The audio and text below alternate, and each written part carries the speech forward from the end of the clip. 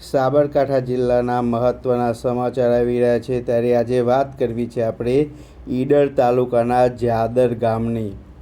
જાદરને અલગ તાલુકો ન મળતા ધારાસભ્યના નિવાસસ્થાન પર પહોંચી હલ્લાબોલ મચાવ્યો હતો. 38 ગામના ભાજપના આગેવાનોએ હોબાળો મચાવી રાજીનામા આપી દીધા હતા.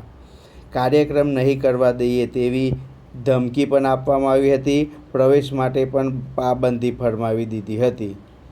વધુ વાત કરવામાં આવે તો સાબરકાંઠા જિલ્લાના ઈડર તાલુકાના જાદરને અલગ તાલુકો જાહેર ન કરાતા જાદર પંથકના ભાજપના કાર્યકરોએ ધારાસભ્ય રમણલાલ વોરાના નિવાસસ્થાને પહોંચી હોબાળો મચાવી રાજીનામા ધરી દીધા હતા. 6 વર્ષથી લોલીપોપ આપતા ધારાસભ્ય સામે રોષ ઠાલવી તમામ 38 ગામોમાં ભાજપ માટે પ્રવેશબંધી ફરમાવી દીધી હતી.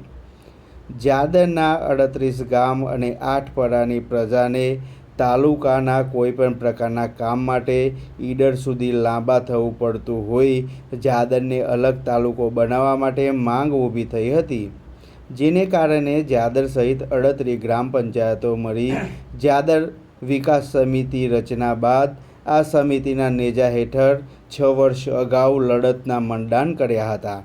જેના માટે વિશાળ રેલી અને જાદર બંધ જેવા કાર્યક્રમો આપી કલેક્ટર સહિત સક્ષમ અધિકારીઓને આવેદન પત્ર આપવામાં આવ્યા હતા.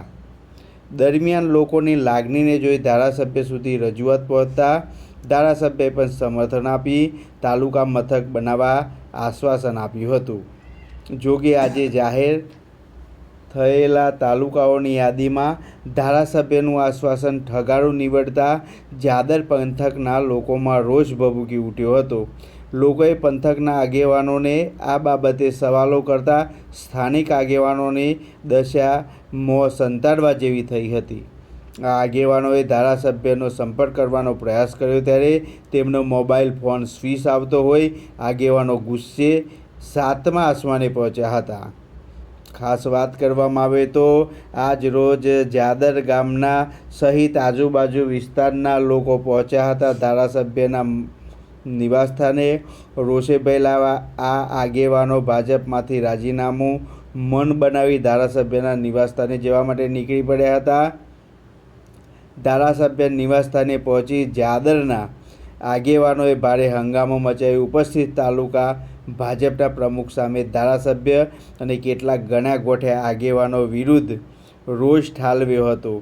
જાદરના આગેવાનોને સમજાવવા તમામ પ્રયાસો નિષ્ફળ થઈ રહ્યા હતા. દરમિયાન આ આગેવાનોએ જાદરને અલગ તાલુકો ન મળતા બાબતે માત્ર ધારાસભ્યને જવાબદાર ઠેરવી ઘણું ખોટું ખરું સંભળાવી દીધું હતું. બાદમાં 70થી વધુ આગેવાનોએ ત્યાં જ રાજીનામાનો પત્ર તૈયાર કરી ઉપસ્થિત તાલુકા ભાજપના પ્રમુખને રાજીનામું આપી દીધું હતું. જેમાં તાલુકા પંચાયતના સદસ્ય વસંત પટેલ અને કિસાન મોરચાના આગેવાનો, યુવા મોરચાના આગેવાનો તેમજ જાદર વિકાસ સમિતિના ગિરીશ પટેલ સહિતના કાર્યકરોનો સમાવેશ થાય છે. આ આગેવાનોએ જાદર પંથકના 38 ગામ 8 પરામાં ભાજપનો કોઈ કાર્યક્રમ નહીં થવા દઈએ તેવી ધમકી ઉચ્ચારી હતી. આ તમામ ગામોમાં ભાજપ માટે પ્રવેશબંધી ફરમાવી દીધી હોવાનું જાણવા મળી રહ્યું છે. આગેવાનો અને કાર્યકરોની આ પ્રકારની ધમકીને કારણે ઉપસ્થિત ભાજપના આગેવાનો પણ ડઘાઈ ગયા હતા. તેઓએ 2 દિવસની રાહ જોવાની વિનંતી કરી હોવા છતાં તેઓની આ વિનંતીને ઠુકરાવી દેવાઈ હતી. લોકોનો રોષ જોવા આગામી સમયમાં ભાજપને રાજકીય અને સહકારી બંને ક્ષેત્રે આ પંથક માટે મોટી ધોબી પછડાટ મળે તેવા સંજોગો ઊભા થયા છે. પાર્ટીના ડેમેજ કંટ્રોલના પ્રયાસો પર જાદરને અલગ તાલુકો મળ્યા બાદ કારગત નીવડે તેમ લાગુ થઈ રહ્યું છે. ધારાસભ્યએ ઉલ્લુ બનાવ્યા, વસંત પટેલ બોલતા હતા. ઈડર તાલુકાના પંચાયતના સદસ્ય વસંત પટેલે ભારે રોષ સાથે જણાવ્યું કે અલગ તાલુકો આપવાનું ધારાસભ્યએ અમને લોલીપોપ આપી ઉલ્લુ બનાવીને 6 વર્ષો તમામ ચૂંટણીઓમાં મંજૂરી કરાવી ઉલ્લુ બનાવવાનો અહેસાસ કરાવ્યો છે. ત્યારે તેમણે જાદર પંથકના લોકોને આપેલ વચન પણ ઠગાડી નીવડ્યા છે.